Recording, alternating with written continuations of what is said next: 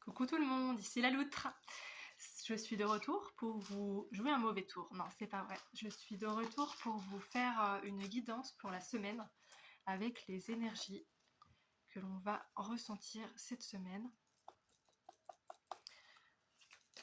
Quel message le collectif doit-il recevoir pour traverser cette semaine le mieux possible, s'il vous plaît?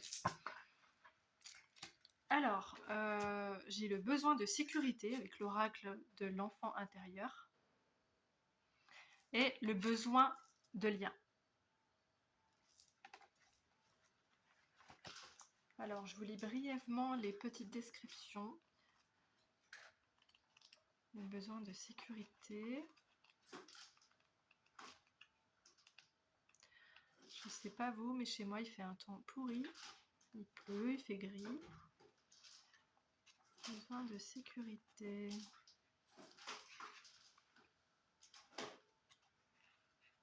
Alors, si vous entendez du bruit, c'est mon chat qui cherche ses croquettes. Ça bout la croquette. J'arrive, hein.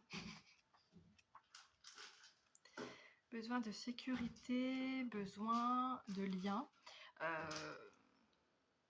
Besoin peut-être de se sentir en sécurité dans un lien amical, professionnel, sentimental.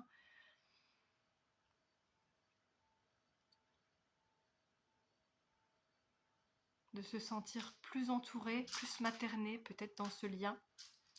Je vous dis ce qui me vient en regardant les cartes, à défaut de trouver les pages tout de suite. Alors pour le besoin de lien, puisque c'est la première que j'ai trouvée, alors ça parle du lien à votre enfant intérieur. N'oubliez pas que le lien à votre enfant intérieur est des plus précieux. Cultiver la reliance à soi, c'est cultiver la reliance à l'autre et inversement. Et le besoin de sécurité, parce que je vous lis pas tout, prenez ce qui résonne par rapport à votre situation, toujours.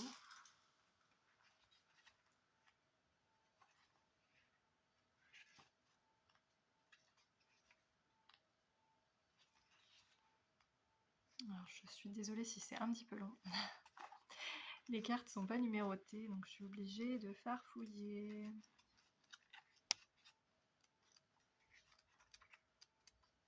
Alors c'était la carte juste avant. Donc la carte besoin de lien, pour la petite info, c'était la carte numéro 3 et celle-ci c'est la numéro 2. Alors, le sentiment de sécurité intérieure est un bien inestimable. Il s'installe dans la sensation physique d'être tranquille en soi et dans la certitude de pouvoir régulièrement réitérer cette rassurance. Voilà pour les premières cartes. Alors, j'irai bien sur l'oracle guérir de ses blessures émotionnelles d'Anna Sandrea pour creuser la question de ce besoin de sécurité dans un lien à soi, dans un lien avec l'autre, ou les deux, puisque c'est interconnecté.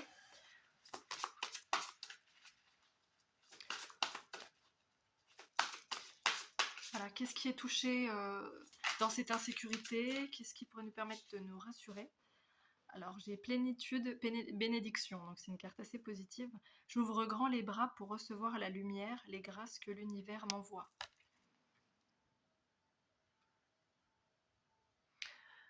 Donc on est peut-être insécurisé dans notre capacité à recevoir par nous-mêmes ou dans le lien. Et à travers cette carte, moi ce que je comprends, c'est qu'on a juste à ouvrir les bras. Elle n'arrête pas de tomber, comme si on voulait me dire mais oui, on voulait appuyer dessus.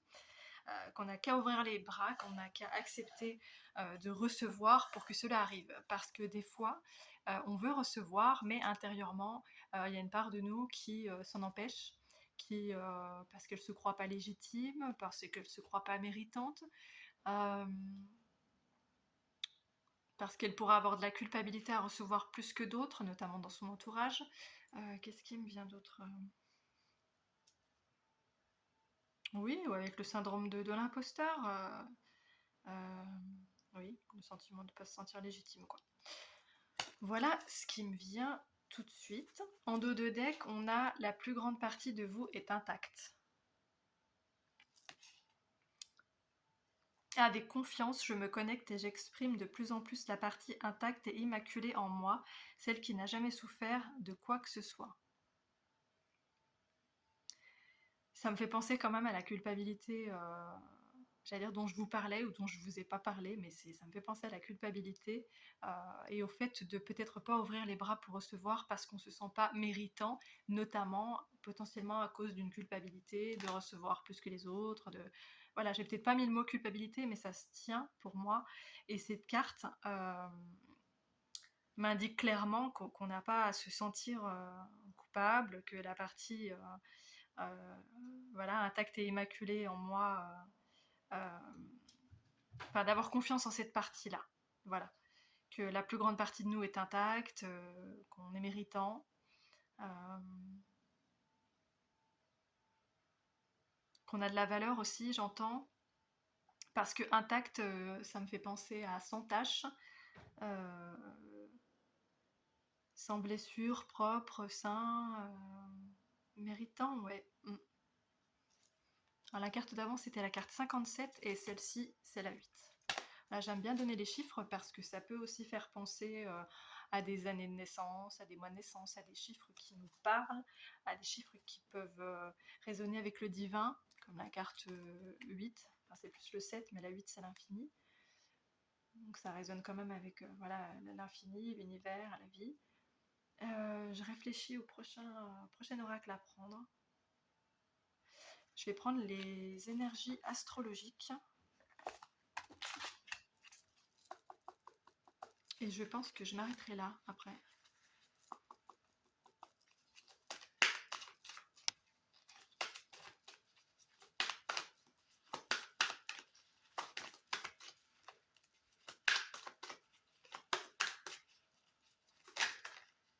Ah, elle est border celle-là, mais je vais la prendre quand même. Alors, j'ai la carte Scorpion, les énergies qui influencent ton comportement. J'approfondis, j'adopte une attitude décidée et passionnée pour découvrir la vérité. Potentiellement la vérité, que je suis méritant et que je n'ai qu'à ouvrir les bras pour recevoir les bénédictions que la vie me réserve et me sentir en sécurité dans le lien à moi-même et à la vie et aux autres. Potentiellement, c'est ce qui me vient. En dos de deck, j'ai je suis angoissée et je me sens impuissant. Ça me parle encore une fois avec le besoin de sécurité et le besoin de lien. Je suis paralysée par les obsessions qui me traversent, elles détruisent tout ce qui existe en moi et autour de moi. J'ai peur de tout perdre. Je devrais me débarrasser de mes peurs en prenant le temps d'en connaître l'origine grâce à une thérapie ou à une introspection. Et donc c'est une carte de la planète Pluton qui symbolise les énergies qui te poussent à agir. Je sais pas si je vais montrer, je suis pas sûre. Voilà, donc j'approfondis la crise. J'en redemande une, du coup, qui nous permettrait de faire le pont entre les deux, à savoir comment approfondir cette crise. Super, merci. J'ai la carte Neptune qui parle de l'intuition. Je perçois ce qui ne se voit pas et je me rapproche du divin. J'abandonne le monde réel pour m'ouvrir au message de l'inspiration et des mondes subtils. Je me laisse porter par le silence et la paix qui y règne.